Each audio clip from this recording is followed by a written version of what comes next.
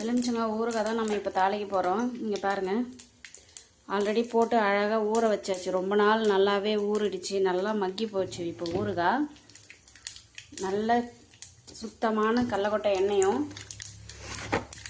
கடுகு போட்டாச்சு. கடுகு பொரிஞ்சுக்கிட்டே இருக்குது.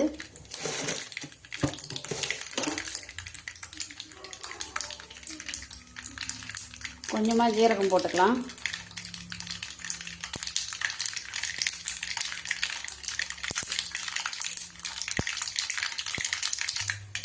மொத்த கடுகும் பொரிஞ்சிச்சு. இப்போ அடுப்பை நிறுத்திட்டு கொஞ்சம் சூடு ஆறினோடனே இந்த ஜீரகத்தை போட்டுக்குவோம். உடனே போட்டால் தீஞ்சிரும். சூடு ஆறினோடனே லைட்டாக இந்த ஜீரகத்தை போட்டுக்கலாம். நல்லா பொரிஞ்சிடும். இப்போ தாளிச்சது நல்லாவே ஆறிடுச்சு. இப்போ ஊறுகாயை போட்டு கலக்கிக்கலாம். கிட்ட இருக்கணும்.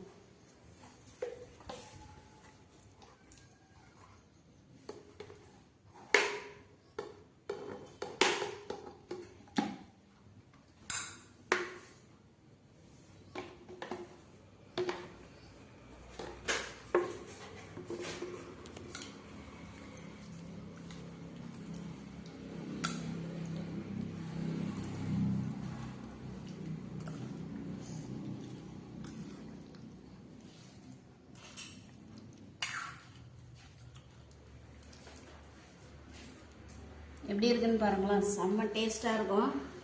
நீங்களும் வீட்டில் ட்ரை பண்ணி பாருங்கள். எவ்வளோ நாளானாலும் கெட்டு போகாது. நம்ம உப்பு நிறைய போடணும். எந்த ஊறுகாயாக இருந்தாலும் உப்பு நம்ம நிறைய போட்டோம்னா எவ்வளோ நாளானாலும் கெட்டே போகாது. பாய்.